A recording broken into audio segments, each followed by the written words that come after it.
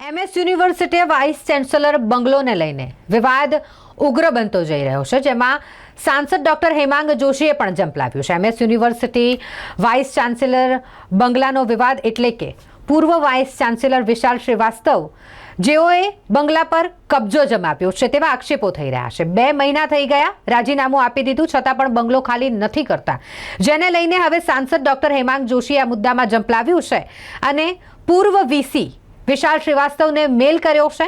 બંગલો ખાલી કરવા માટેનું અલ્ટિમેટમ પણ આપી દીધું છે। તેમના પર ઘણા બધા આક્ષેપો છે। પૂર્વ વીસી જેમણે સરકારને અપમાનિત કર્યાના આક્ષેપ છે, સાથે જ MS યુનિવર્સિટીની ગરિમા ઉછાળવાનો, ગરિમાને કલંક લગાવવાનો પણ આક્ષેપ પૂર્વ વીસી વિશાલ શ્રીવાસ્તવ પર થઈ રહ્યા છે। આ તમામ આક્ષેપો વચ્ચે આ વિવાદ કે પૂર્વ વીસી બંગલો ખાલી નથી કરતા અને જેનું અલ્ટિમેટમ આપ્યું છે હવે વડોદરાના સાંસદ ડોક્ટર હેમાંગ જોશીએ કે વહેલામાં વહેલી તકે બંગલો ખાલી કરી દેવામાં આવે।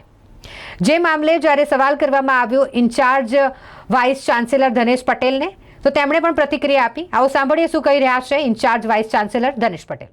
અને ત્યાર પછી આ વિષયને અમે બોર્ડ ઓફ મેનેજમેન્ટમાં લીધું હતું અને બોર્ડ ઓફ મેનેજમેન્ટે એમને 15 ફેબ્રુઆરી સુધી ખાલી કરવા માટેનું એક કાગળ કરવા કીધું હતું। કાગળ અમને આપ્યો અને ત્યાર પછી એમનો ફરીથી લેટર આવ્યો કે એમના દીકરાની પરીક્ષા હોવાને લીધે અમે 15 માર્ચ સુધી આપો।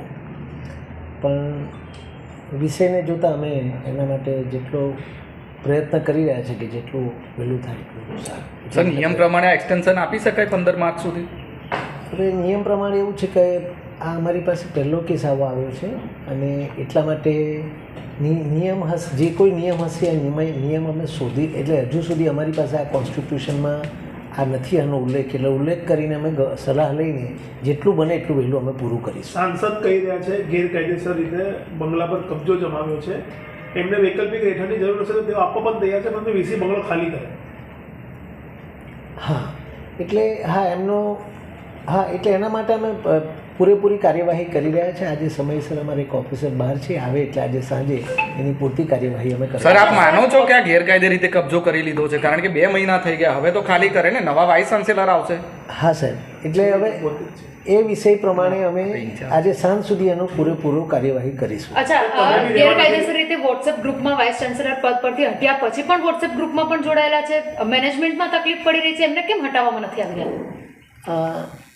એમને અમે વિનંતી કરી હતી અને હવે પછી જે કંઈ નિર્ણય લેવાશે અમે સાંજ સુધી અમારા અધિકારી આવે એટલે નિર્ણય। સર, તમે અત્યારે ઇન્ચાર્જ વાઇસ ચાન્સેલર છો, વીસી બંગલામાં તમારે રહેવું જોઈએ, એટલે કે પૂર્વ વીસી હજુ પણ રહી રહ્યા, શું કહેશો? ના, હવે એ તો એમાં એવું છે કે હું તમને ફરીથી એક જ વાત કહું છું કે અમે સાંજ સુધીમાં આ વસ્તુનો નિર્ણય લાવીશું। અચ્છા, તમે એવું કહી રહ્યા છો અધિકારી નથી, કયા અધિકારીના પરામર્શની જરૂરિયાત રહે છે? કારણ કે આપ વાઇસ ચાન્સેલર છો, આપની જ સર્વે સર્વા હોય, આપની સાહેબ આમાં જે અમારું વહીવટી માળખું પ્રમાણે અમારા વાઇસ ચાન્સેલર હોય છે, અમારા રજિસ્ટ્રાર હોય છે, એ જે આખું હોય ને એમાં હું એકેડેમિક સાઇડ, એડમિનિસ્ટ્રેટિવ સાઇડ અમારે બધું કાયદાકીય માહિતી જે હોય એ પ્રમાણે ભેગા થઈને જોઈન્ટ રજિસ્ટ્રારને અમે આ કાર્યવાહી કરી રહ્યા છીએ। Okay, thank you.